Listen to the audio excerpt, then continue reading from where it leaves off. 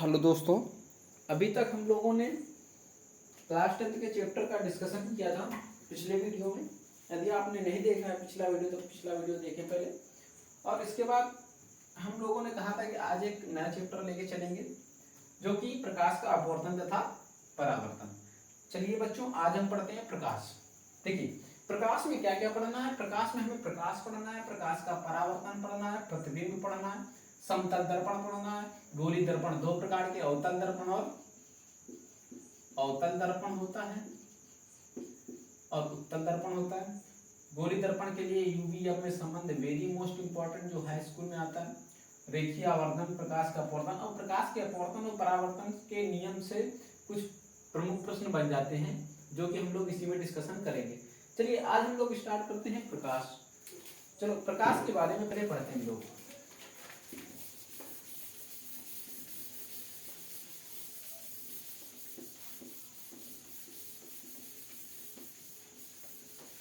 चलो देखो, सबसे पहले क्वेश्चन यही बनता है कि प्रकाश क्या है।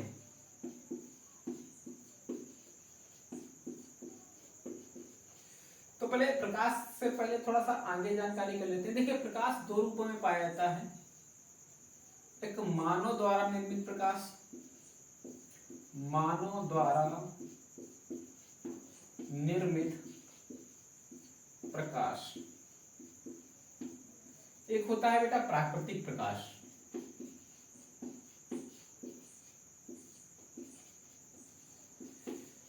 देखिए, जो मानव द्वारा बनाया गया प्रकाश उसे मानव द्वारा निर्मित प्रकाश, जो मानव के द्वारा बनाया गया प्रकाश। और एक होता है प्राकृतिक प्रकाश। प्राकृतिक प्रकाश जो प्रकृति के द्वारा होता है, बनाया जाता है और वो क्या होता है प्राकृतिक, जैसे सूर्य, चंद्रमा, तारा, ये प्राकृतिक प्रकाश है। तो देखिए, और इसमें क्या होती है, कुछ वस्तुएं जैसे दीप्त वस्तुएं, कुछ जानकारी पहले पता होनी चाहिए। दीप्त वस्तुएं किसे कहते हैं? वह वस्तुएं जो स्वयं प्रकाश उत्पन्न करती है। अदीप्त वस्तुएं जो स्वयं प्रकाश उत्पन्न नहीं करती, जैसे बेटा मून है, चंद्रमा। चंद्रमा बेटा क्या है, यह सूर्य के प्रकाश से चमकता है, इसमें कोई स्वयं का प्रकाश नहीं होता है। तो इतना पता होना चाहिए। तो आइए देखो पढ़ते हैं प्रकाश क्या है। आगे पढ़ते हैं प्रकाश क्या है।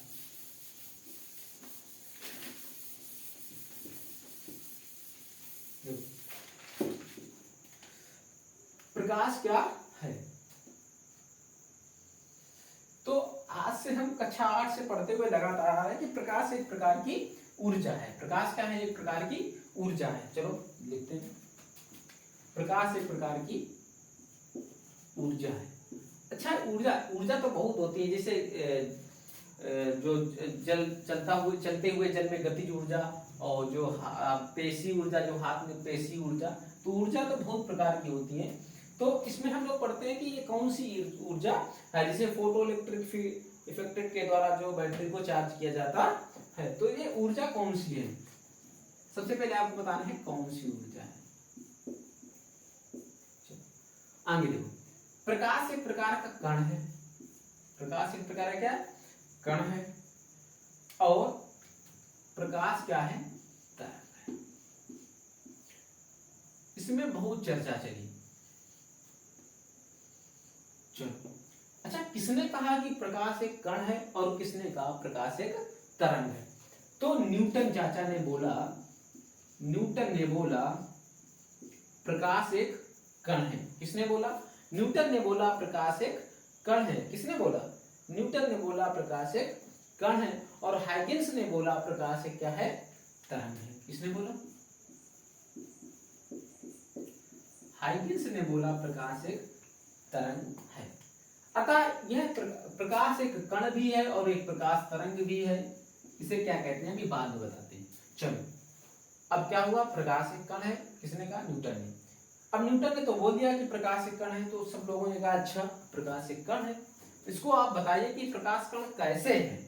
ये तो बड़ी समस्या उत्पन्न हो गई। न्यूटन ने कहा ये यार कैसे होगा। न्यूटन ने क्या किया, तुरंत अपने एक दोस्त को याद किया, उसका नाम था आइंस्टाइन। क्या नाम था? आइंस्टाइन। वो दौड़ते हुए चले आए, उन्होंने जब बुलाया तो चले आए। आने के बाद उन्होंने कहा कि यार हमने बोल दिया प्रकाश एक कण है, लेकिन कैसे कण है ये हम सिद्ध नहीं कर पा रहे। आइंस्टाइन बोले अच्छा। तो आइंस्टाइन को याद आया, आइंस्टाइन के पास सबसे पहले एक वैज्ञानिक आया था, हर्ट्ज। कौन आया था?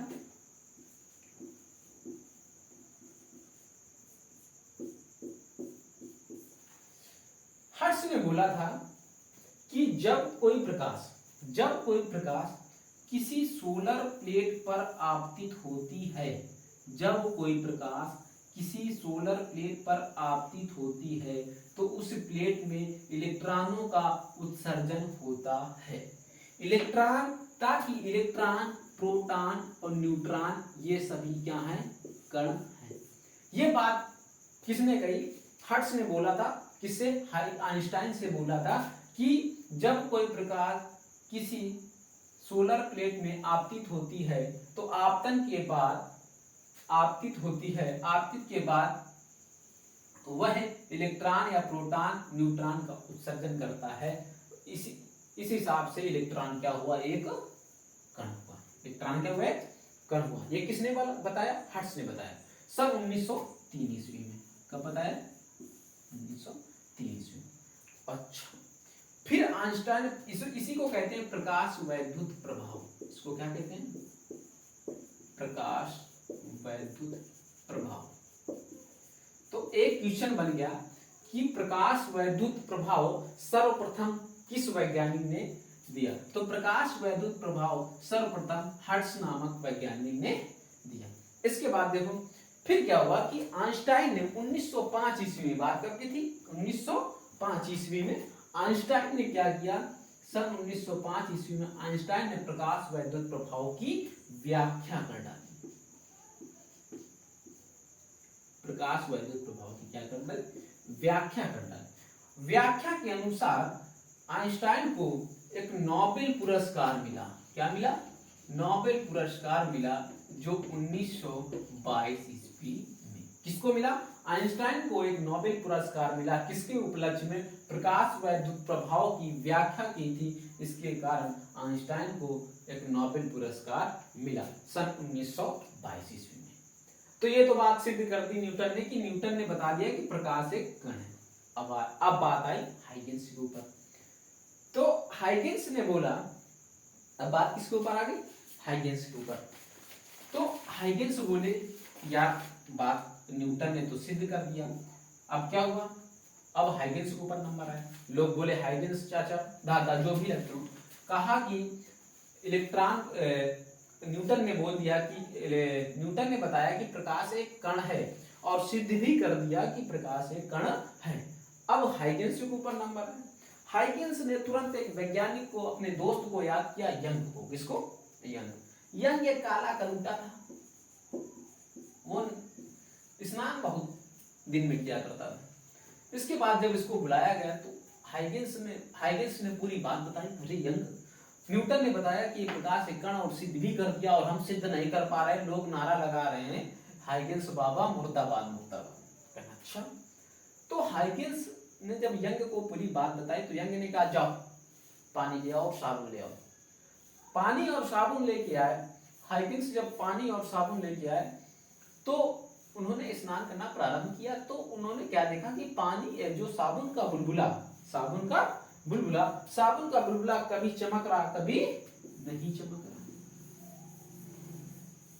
तो इससे क्या सिद्ध हुआ कि प्रकाश एक तरंग है। यदि प्रकाश एक तरंग है तभी पानी का बुलबुला क्या होगा? चमकेगा। तो इन्होंने भी सिद्ध कर दिया कि प्रकाश एक तरंग है। प्रकाश एक कण भी है और प्रकाश एक तरंग भी है। तो हम लोगों ने अभी पढ़ा प्रकाश एक कण है और प्रकाश एक तरंग है। अब देखो आगे पढ़ते हैं लोग। अच्छा, प्रकाश एक कण है और एक प्रकाश एक क्या है? तरंग भी है, इसीलिए इसे हम दैव गुण कहते हैं। इसको क्या कहते हैं? दैव। मतलब प्रकाश दो गुणों पर निर्भर करता है। चलो, प्रकाश एक तरंग है ये तो पता है, लेकिन कौन सी तरंग है? अनुदैर्ध्य की अनुप्रस्थ। एक क्वेश्चन ये आया था कि प्रकाश कौन सी तरंग है, अनुदैर्ध्य है कि अनुप्रस्थ। चलो एक बार फिर से रिवीजन कर लेते हैं। प्रकाश क्या है? प्रकाश एक प्रकार की ऊर्जा है और प्रकाश कण भी है और प्रकाश तरंग भी है। तो प्रकाश को कण किसने बताया? न्यूटन ने बताया। न्यूटन ने बताया प्रकाश एक कण है, तरंग बताया हाइजेंस ने बताया प्रकाश एक तरंग है, इसीलिए यह दैत्य गुण को धारण करता है कौन? प्रकाश। तो अच्छा देखो, हर्ट्ज नामक वैज्ञानिक ने सन 1930 ईस्वी में प्रकाश वैद्युत प्रभाव की खोज की। इसके बाद सन 1905 ईस्वी में आइंस्टाइन ने प्रकाश वैद्युत प्रभाव की खोज की, पूरी व्याख्या कर दी। और इसके बाद जो तरंग है, हाइजेंस ने बताया प्रकाश एक तरंग है, किसकी मदद से? यंग की मदद से। किसकी मदद से? यंग की मदद से। तो अब देखो आगे पढ़ते हैं।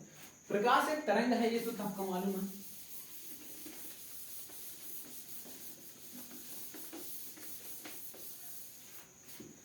प्रकाश एक तरंग है, लेकिन कौन सी तरंग है?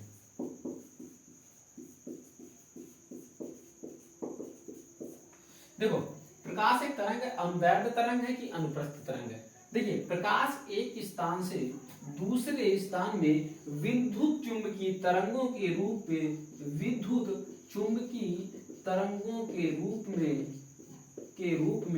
गति करता है। प्रकाश विद्युत चुंबकीय तरंगों के रूप में गति करता है। एक स्थान से दूसरे स्थान में जाने में प्रकाश विद्युत चुंबकीय तरंगों के रूप में गति करता है। किसके रूप में? विद्युत चुंबकीय तरंगों के रूप में गति करता है। तो देखो, तरंगे कितनी होती है? तरंगे दो प्रकार की होती है, एक अनुदैर्ध्य तरंग और एक अनुप्रस्थ तरंग होती है। देखिए, अनुदैर्ध्य तरंग क्या होती है? अनुदैर्ध्य तरंग, ये देखो, अनुदैर्ध्य तरंग इस तरीके से चलती है और जो अनुप्रस्थ तरंगे होती हैं, तो प्रकाश क्या है? प्रकाश एक अनुप्रस्थ तरंग है। कौन सी? अनुप्रस्थ तरंग। इतना हम लोगों ने पढ़ लिया। प्रकाश क्या है? प्रकाश एक अनुप्रस्थ तरंग है। अच्छा एक बात बताइए, जो इतना हो गया ना, चलो इसको मिट देते हैं। इतना सबको समझ में आ गया होगा।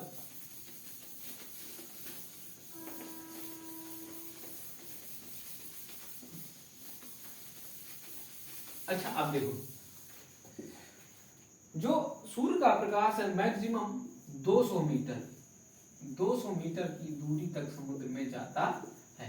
देखिए, सूर्य का प्रकाश पृथ्वी तक आने में लगभग 8 मिनट, 7 मिनट 45 सेकंड, किसी लगभग 8 मिनट। चंद्रमा का प्रकाश पृथ्वी तक आने में 2 मिनट 35 सेकंड। ठीक है, चंद्रमा का प्रकाश पृथ्वी तक आने में 2 मिनट 35 सेकंड लगते हैं। तो सबसे ज्यादा देखिए, प्रकाश इतना तो हो गया। अब देखिए, एक प्रश्न अच्छा बन गया कि प्रकाश की गति की खोज किसने की? प्रकाश की गति की खोज किसने की? प्रकाश की गति की खोज रोमर नामक वैज्ञानिक ने सन 1676 ईस्वी में, लिख लो इसको, 1676 ईस्वी में रोमर नामक वैज्ञानिक ने प्रकाश की गति की खोज की। अच्छा, प्रकाश की गति, जो प्रकाश की चाल है, सबसे अधिक किसमें होती है? बताइए।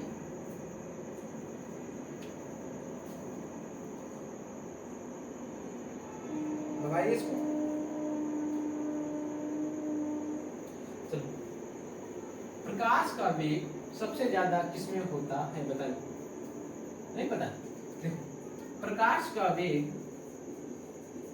देखो, प्रकाश का वेग मैक्सिमम निर्वात में होता है। निर्वात में प्रकाश का वेग कई बार पूछा गया है। निर्वात में प्रकाश का वेग 3 × 10⁸ मीटर प्रति सेकंड या 3 लाख किलोमीटर प्रति सेकंड। प्रकाश का वेग 3 लाख किलोमीटर प्रति सेकंड होता है। देखिए, एक बार क्वेश्चन एक पूछा गया था, देखो हम देख के बताते हैं कैसा क्वेश्चन है। एक बार एक क्वेश्चन पूछा गया, निम्नलिखित में से कौन सा सही नहीं है? देखिए, नंबर 1, प्रकाश विद्युत चुंबकीय तरंग है। नंबर 2, प्रकाश सीधी रेखा में गति करता है। नंबर 3, प्रकाश अनुप्रस्थ तरंग है। नंबर 4, प्रकाश अनुदैर्ध्य तरंग है। आ गया क्वेश्चन समझ में? कि प्रकाश अनुदैर्ध्य तरंग नहीं है, प्रकाश अनुप्रस्थ तरंग है। अब एक चीज देखना, प्रकाश हमेशा सरल रेखा या सीधी रेखा में गति करता है। सबसे अधिक प्रकाश किसमें होता है? सबसे अधिक प्रकाश किसमें होता है? सबसे अधिक प्रकाश किसमें होता है? बताइए, जल्दी से बताइए। सबसे अधिक प्रकाश निर्वात में होता है, इसके बाद गैस, इसके बाद द्रव। लिख लो, निर्वात, निर्वात, गैस, नंबर 1 सबसे 3 निर्वात, नंबर 2 गैस, नंबर 3 द्रव। एक बात याद रखना, अब हम लोगों ने अभी तक पढ़ा प्रकाश क्या है, प्रकाश की खोज मतलब कैसे हुई। अब हम लोग पढ़ेंगे वर्जनल डिफिनेशन कि प्रकाश क्या है। देखिए, प्रकाश एक प्रकार की ऊर्जा है जिसके द्वारा हम किसी वस्तु को देख पाते हैं। अच्छा, प्रकाश के द्वारा हम कैसे वस्तु को देखते हैं, देखना नहीं।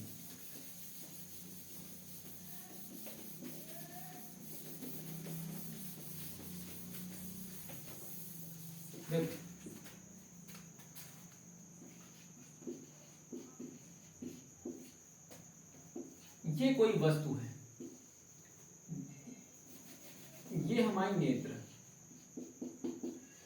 जब कोई प्रकाश किसी वस्तु पर पड़ता है तो परावर्तन के पश्चात हमारी नेत्र में पड़ता है, तो इसके द्वारा हम वस्तु को देख पाते हैं। यदि प्रकाश का परावर्तन नहीं होगा, यदि प्रकाश का परावर्तन नहीं होगा तो वस्तु को देखना संभव नहीं है। तो इसलिए प्रकाश का परावर्तन होना बहुत जरूरी है। यदि हम प्रकाश का परावर्तन नहीं होगा तो हम किसी वस्तु को देख नहीं पाएंगे। देखिए, जैसे आप लोग अच्छा, परावर्तन क्या होता है? तुम लोग क्रिकेट खेलते हो, ये अब बॉल खेलते हो, जैसे ये पड़ जाती है हाथ में, तो ये होता है प्रकाश का परावर्तन। तो बिना प्रकाश के परावर्तन के किसी वस्तु को देखना संभव नहीं है। दुनिया में ऐसी कौन सी चीज है जिसमें प्रकाश का परावर्तन नहीं होता है और हम देख नहीं पाते हैं? लिखो, ब्लैक होल, जिसको कहते हैं काला छेद। ब्लैक होल जिसमें ना तो प्रकाश का परावर्तन होता है, इसलिए हम उसको देख नहीं पाते हैं। तो आपको ये पता चल गया कि बिना परावर्तन के किसी वस्तु को देखना संभव नहीं है। बिना प्रकाश के परावर्तन के कारण किसी वस्तु को देखना संभव नहीं है। तो आइए देखिए, इसमें क्या होता है कि प्रकाश किसी वस्तु को देखने के लिए, किसी वस्तु को देखने के लिए प्रकाश का होना जरूरी नहीं है। जैसे कि ये आप हो, ये यहाँ पे बगल में रूम है, आपके रूम में लाइट जल रही है और आपके पापा जी के रूम में लाइट नहीं जल रही है, तो पापा जी आपको देख लेंगे लेकिन आप पापा जी को नहीं देख पाएंगे। इससे हमें मालूम चलता है कि किसी वस्तु को देखने के लिए नेत्र में प्रकाश होना आवश्यकता नहीं है, लेकिन जिस वस्तु को देखना है उस वस्तु में प्रकाश का होना आवश्यकता है या आवश्यक है। इसलिए हम किसी वस्तु को देख पाते हैं। तो प्रकाश एक प्रकार की ऊर्जा है जिसके द्वारा हम किसी वस्तु को देख पाते हैं। अब आगे देखो, अब हम लोग पढ़ते हैं प्रकाश का परावर्तन। तो प्रकाश की डिफिनेशन सबको पता हो, सबको मालूम चल गया कि प्रकाश है क्या। प्रकाश के बारे में जो भी कुछ पूछना है तो कमेंट्स में पूछ सकते हैं। इसके बाद देखिए, प्रकाश का परावर्तन पढ़ते हैं। प्रकाश का परावर्तन क्या होता है कि प्रकाश, देखिए अब हम लोग पढ़ते हैं प्रकाश का परावर्तन। लिखो, साथ में लिखो,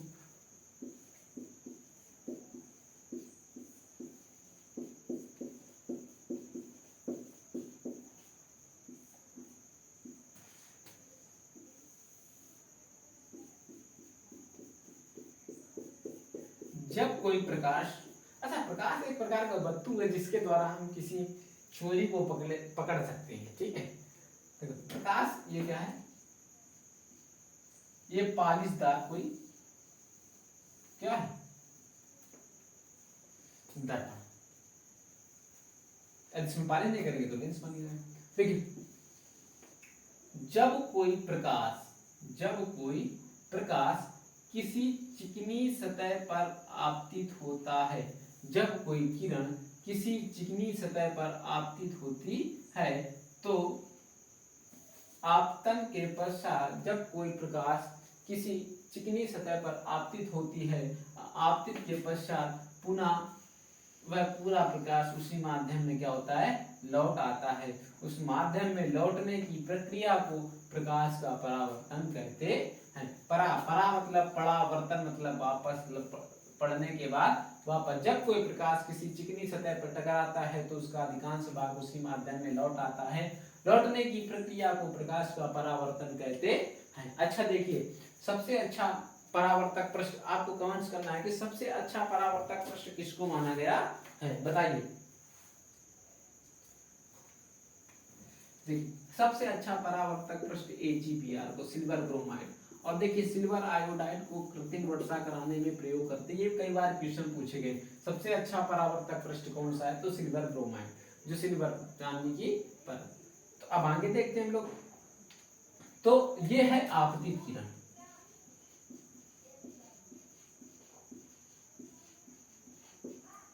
ये कौन सी हुई, परावर्तित किरण।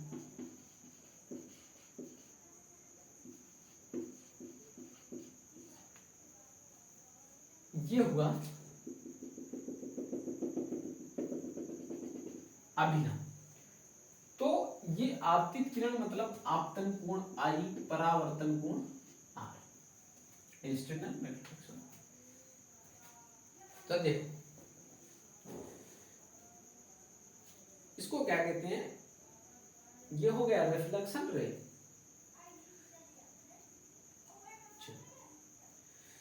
तो जब कोई प्रकाश किसी पालिशदार व चिकने सतह पर गिरता है तो उसका अधिकांश भाग लौट आता है। इस लौटने की प्रक्रिया को प्रकाश का परावर्तन कहते हैं। यह हुआ आपतित किरण, ये और ये परावर्तित किरण। ये हो गया आपतन कोण I और परावर्तन कोण R, ये हो गया अभिलंब। तो प्रकाश का परावर्तन तो क्लियर, एक बार फिर से देख लो। जब कोई प्रकाश की किरण किसी चिकनी तल पर गिरता है तो उसका अधिकांश भाग उसी माध्यम में लौट आता है। उस माध्यम में लौटने की प्रक्रिया को प्रकाश का परावर्तन कहते हैं। प्रकाश के परावर्तन के दो नियम हैं। प्रकाश के परावर्तन के दो नियम हैं। नंबर 1 आपतित किरण, नंबर 1 आपतित किरण तथा परावर्तित किरण तथा अभिलंब, ये क्या है,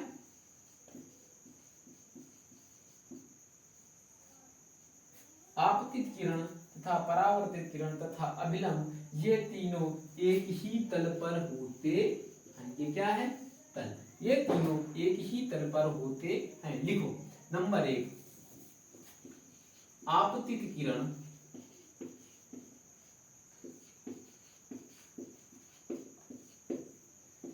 परावर्तित किरण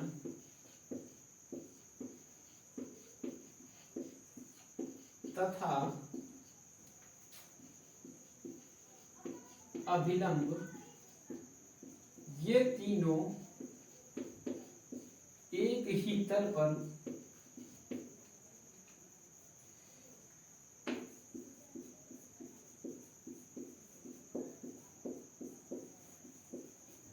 एक ही तल पर होते हैं। नंबर 2 देखो, नंबर 2 क्या हुआ कि नंबर 1 तो आपतित किरण, परावर्तित किरण तथा अभिलंब, ये तीनों एक ही तल पर होते हैं। अगला देखो, ये हुआ आपतित किरण में बना कोण आपतन कोण I तथा परावर्तन कोण। देखिए आपतन कोण I तथा परावर्तन कोण R, ये सदैव क्या होते हैं, ऑलवेज ये सदैव क्या होते हैं, बराबर होते हैं। तो आज हम लोग 20-20 मिनट की क्लास करेंगे। तो देखो आज हम रिवीजन एक बार में कर लेते हैं, आपको क्वेश्चन बताना है, ठीक है। तो चलो, प्रकाश क्या है तो सबको पता है, प्रकाश एक प्रकार की ऊर्जा है। नंबर 1 क्वेश्चन आपको बताना है, इतना हो गया ना, प्रकाश का परावर्तन हो गया, इसको आपने आपसे लिखो। नंबर 2 नियम होते हैं इसके, ये भी लिखो। तो आइए देखिए क्वेश्चन करते हैं हम लोग, 10 क्वेश्चन करते हैं। यदि आपको बहुविकल्पी मजबूत करना है तो आपको हमारे साथ डट कर मेहनत करनी होगी। देखो रिवीजन कर देते हैं 5 मिनट, पहले आप बताएंगे इसके बाद हम बताएंगे, ठीक है। चलो नंबर 1, किसने बताया कि प्रकाश एक कण है? किसने बताया प्रकाश एक कण है? बताई दीजिए। न्यूटन न्यूटन न्यूटन ने बताया। किसने बताया कि प्रकाश एक तरंग के रूप में कार्य करता है? किसने बताया कि प्रकाश एक तरंग के रूप में कार्य करता है? हाइजेंस। किसने बताया?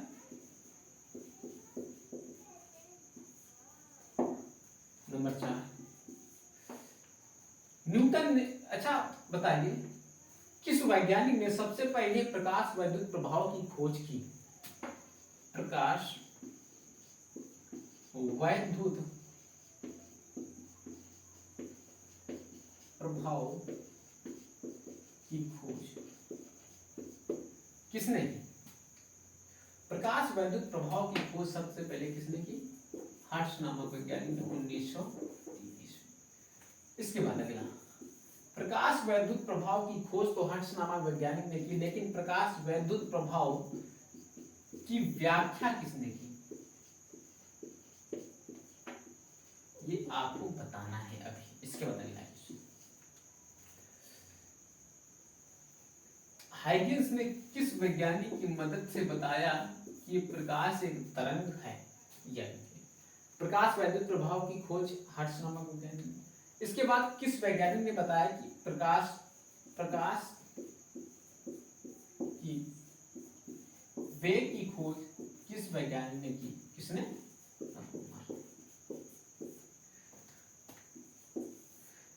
प्रकाश को एक स्थान से दूसरे स्थान में, प्रकाश को एक स्थान से दूसरे स्थान में ले जाने में किस रूप में गति करता है? विद्युत चुंबकीय तरंगों के रूप में गति करता है। अगला क्वेश्चन,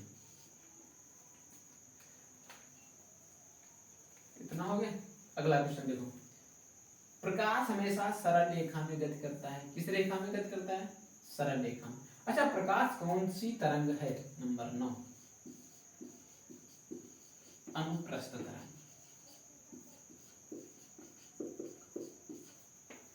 कौन सी तरंग है?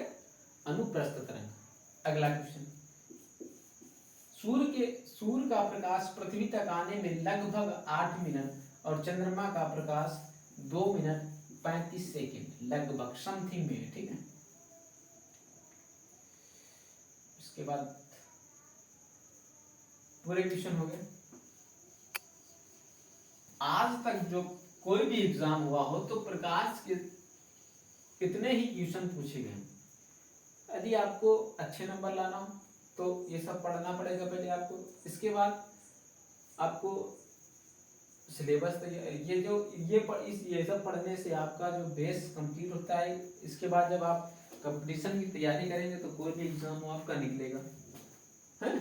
और यदि आपको अच्छा लगा हो तो प्लीज़ लाइक, सब्सक्राइब, कमेंट्स, क्योंकि पहली बार हम ऑनलाइन पढ़ा रहे हैं, जिससे कि हमें थोड़ी सी प्रॉब्लम होती है बोलने में कि कैसे क्या पढ़ाना है। तो धीरे धीरे कॉन्फिडेंस बढ़ेगा और बढ़ने के साथ साथ और हम इससे अच्छा जितना भी अच्छा बन पाएगा उतना हम पढ़ाने की कोशिश करेंगे। यदि आपको अच्छा लगे तो प्लीज़ अपने दोस्तों को शेयर कर देना और लाइक कमेंट्स जरूर कर देना। जय हिंद दोस्तों।